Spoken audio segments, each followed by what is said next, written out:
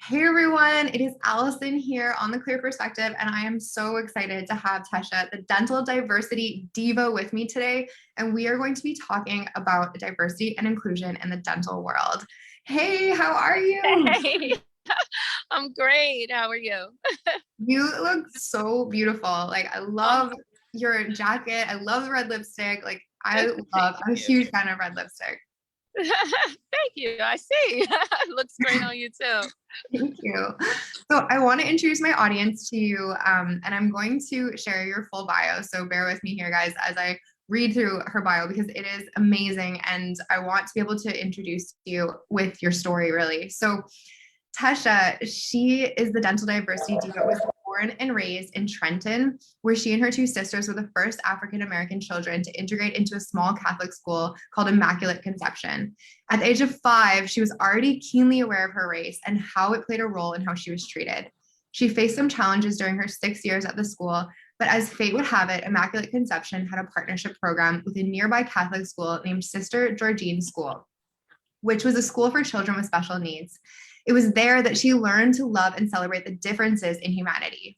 After high school and a short time as a certified nursing assistant, she began her path to a career as a registered dental hygienist, where again, she was faced with being the only African American in her incoming class.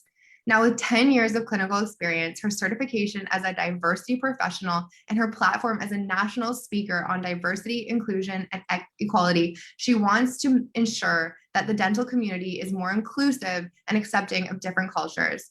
Her goal is to reduce racial, gender, sexuality, age, and disability bias in the hiring process, minimize tensions and incidents of harassment in the office, and increase the patient comfort and confidence in their providers' cultural awareness and sensitivity. Wow, welcome. I'm Thank you. so glad to have you on here today. Thank you. Thank you. I almost teared up because I'm actually like 5 minutes from the school that where all of that took place. I'm in Trenton right now. So, yes. That is like such a journey. And I have to say, like, where we met was at Smiles at Sea at Dentistry's Got Talent. And like when you went on stage and started your speech, I was just like blown away. I was in tears. I know many of the people in the room were in tears. You were amazing on stage. So your mission and what you're doing in the dental industry is so needed. And I remember thinking like, yes, this is what we need to be talking about right now. So thank you for showing up for us. Oh, well, thank you so much for having me. So, of course, I have a million questions for you, but I want to start with a hard one because I Okay. know you said that you like to go deep. And I can imagine that the work that you do is not easy, that you face challenges. So, what is the hardest part of what you are working on today in the industry and in your professional life? I believe the hardest part is that the people who need me the most are the most resistant. You Mm, know, the people that need me the most are the most hateful. So it's like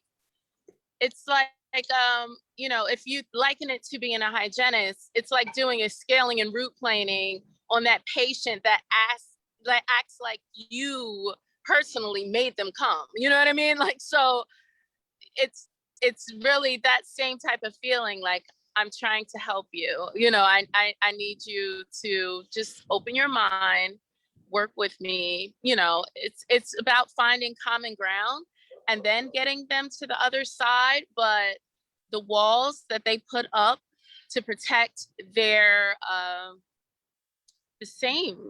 They just want to stay stuck in one mindset, and whether it's harmful to them or to other people or to their profession or to their patients or not, they have this wall up where they don't want to grow and they don't want to open their eyes and they don't want to open their mind. And breaking down those walls I would definitely say that that's the hardest part. Yeah, I can absolutely imagine. And I can imagine that this takes a ton of resilience and strength for you to like maintain your strength as you're meeting against this resistance. So like how do you maintain like this sense of resolve and positivity and like sense of personal strength as you hit against this resistance, especially when it comes to like your own pain around like racism and all of these things. Like how do you maintain your strength? Um, I maintain my resilience because I feel like I've been battle tested throughout all of this time. And I feel like now it's making sense. You know what I mean? So I feel like I'm getting redemption in the fact that I'm changing. I can't change the mindsets of, those kids that teased me or whatever, I went through. I can't change that. But what I can do is change, hopefully change the industry and the way that we approach people, and the way that we think about differences. So that's what I'm, trying to do. I don't really live in my pain. I don't reside in my pain, any type of pain. I heal from it and I try to make the world better from that. So that's essentially what I'm doing. That's amazing. That is amazing. And it's just like evidence of how strong you are to be able to like move past your own pain and to be committed to making the world a better place. So what is like the most rewarding part of what you do? The most rewarding part I feel is just being welcome. Like you, how you approached me and you were, saying how refreshing it was. And then that this is, what we need right now, that part, the support that I get from my colleagues from unexpected places, because even in trying to predict who would have your back or who would support you in certain situations, I'm wrong. I'm surprised still. You know what I mean? So it's not clearly all of my people are rallying around me. Everybody is my people. So Mm-hmm. this is exactly what it's about. You know what I mean? This is what it's about. People of all colors, races, backgrounds have come to me and said, I support you. You're right. We need this, So I love that. I love seeing the variation of my supporters, So I definitely feel as though that is the most rewarding part. Absolutely. I love that. Yeah. I mean, it's so easy to be able to support you in what you're doing because this is like, I grew up in the dental industry. You and I are the same in the 10 years of experience in clinical. And like, I've seen it. Like, I've seen sexism, I've seen racism, I've seen people choosing employees because of the way that they looked or because like not choosing them because of the way that they looked. And it needs to stop.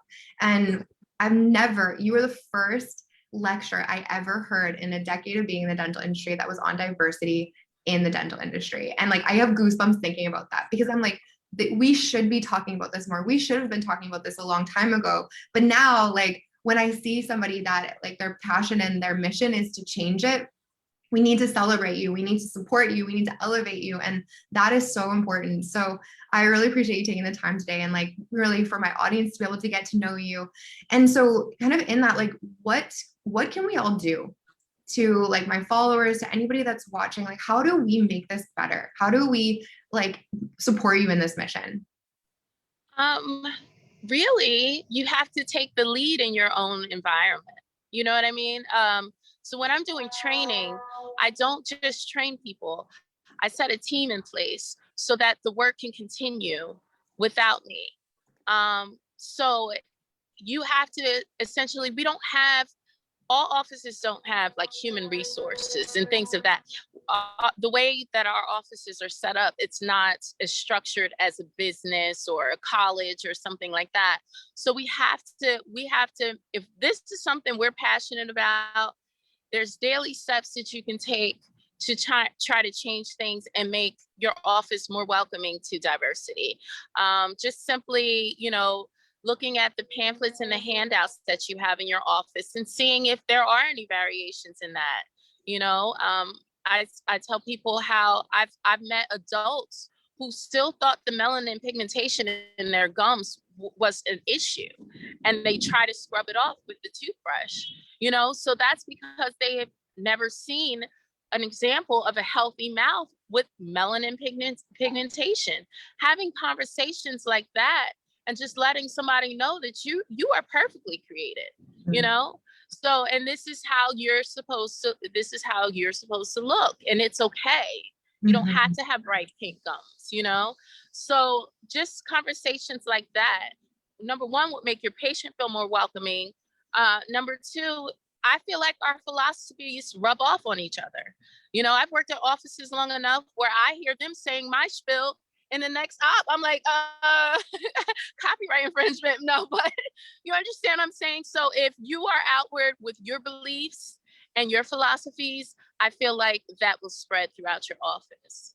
Exactly. And like as an entrepreneur, like in building my own business and building my own culture in my like community, like diversity and inclusion now needs to be the same conversation as like mission, vision, values, diversity and inclusion. Like that has to be a part of that creation of your company. That has to be a part of like the way you are, how you show up, what you accept and don't accept. And that conversation needs to be had in every single business. And like you said, I think like in the dental industry, sometimes we suffer more because we don't have an overarching HR department. Like oftentimes our HR department is the dentist, it's our boss, or it's our manager. Like there's nobody there to really like, make a complaint to or speak up about things that you see that are going on. And I've seen people like feel like they're going to risk losing their job because they're not standing for something that's happening in the practice. But that needs to change as well. And so,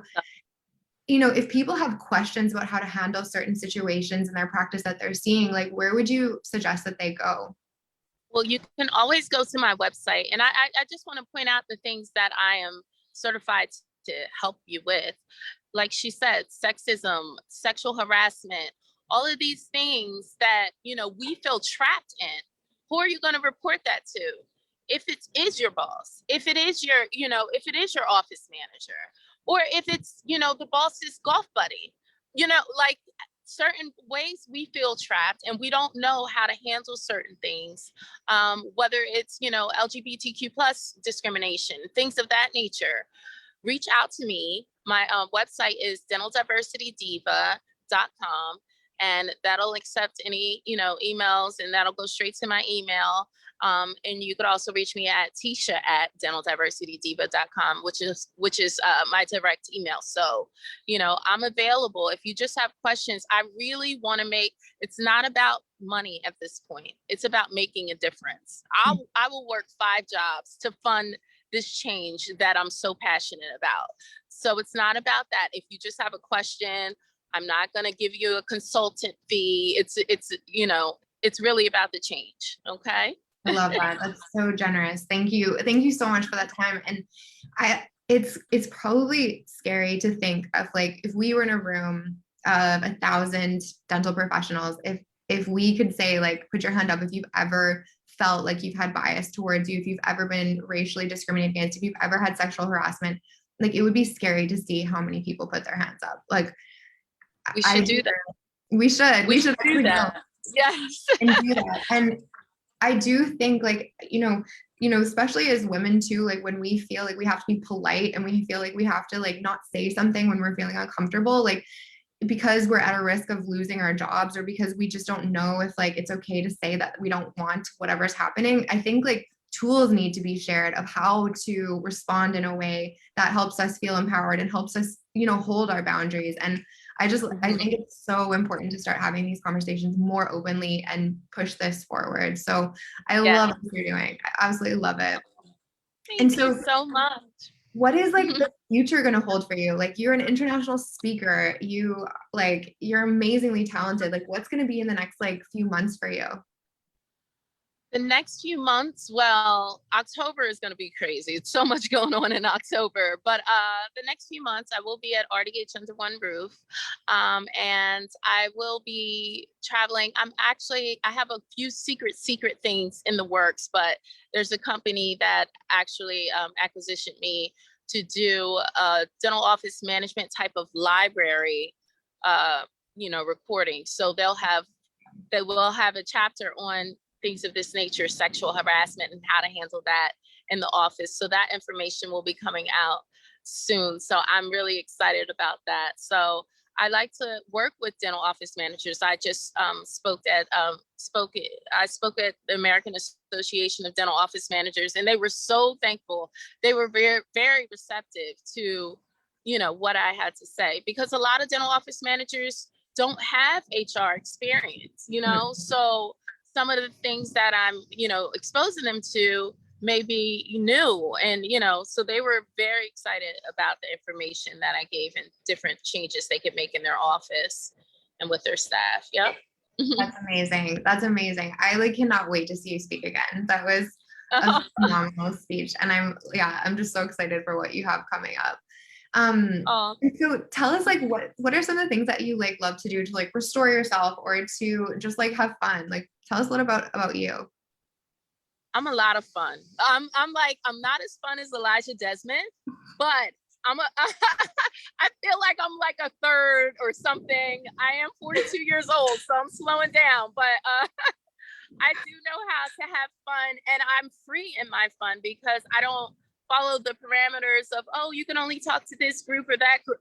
Like, if you see me, I'm talking to everybody, you know, and anybody, you know, and it's not always about, it's about anything, you know. I try to find out more about people. Those are stations that I have. So I build genuine relationships with people because I seek information and they're like, oh, you want to know this much about me? It's not surface conversation. So I do like to have fun.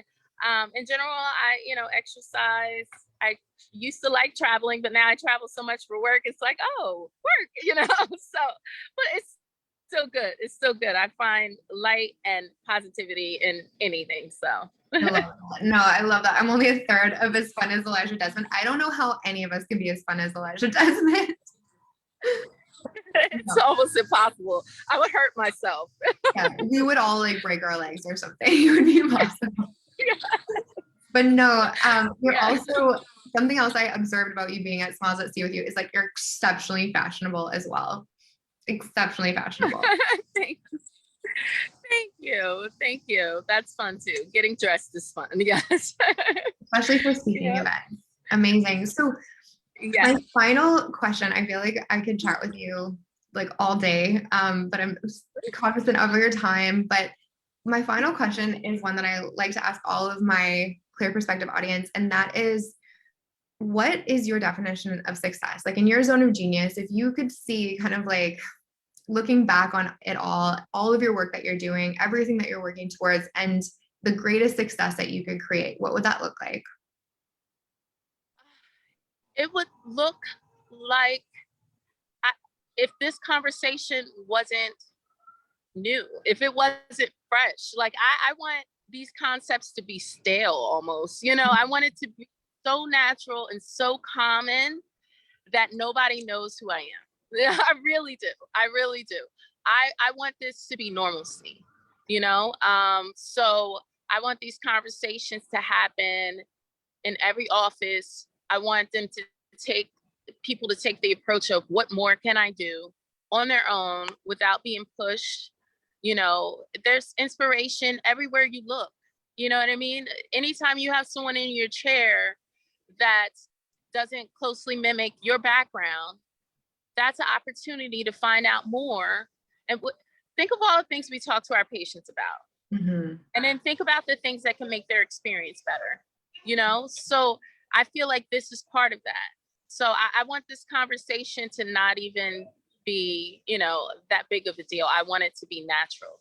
So that's what that looks like for me. I love that. And I think like any dental office, any dental person that's watching this, like whether you're an assistant, you're a front desk, you're a hygienist, you're anything, like you can walk into your practice and start the conversation of like, how do we support diversity in our practice? What do we stand for in our practice? And start having those conversations. Like, and like you said, the people that need it the most are the least receptive. But if we can just continue these conversations and normalize them and make them so that it is like the same as if we were talking about, it's so important. It's as if we're talking about our yearly like infection control protocols. Like literally it's the same thing. It's as important. Then we will make that shift and we will change the world, which we need to do.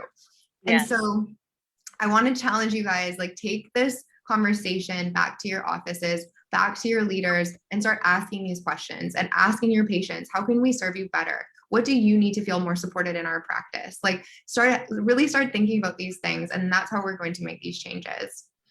Yes. Thank you so much. I want to honor you for the work that you're doing and for like your bravery, for your ambition, for being a voice in the dental office that in the dental world that we all need so badly. And I want to thank you for coming on here today and sharing your story and continuing to like bring this light to the world. It's amazing. I'm so inspired by you. Oh, thank you so much. Thank you so much for having me. Course. And if anybody wants to chat further, book her for a speaking engagement, bring her into your practice, go to dentaldiversitydiva.com, check her out on Instagram, Dental Diversity Diva, or email her, Tesha at Dental Diversity Diva, especially if you are feeling unsure of how to handle any sexual harassment, any racial harassment, anything like that. Send her a message. She is trained to help. So you do not have to be alone in this. And let's like really start these conversations. Yes. Thank All you. right, Tasha, we'll see you soon. Bye.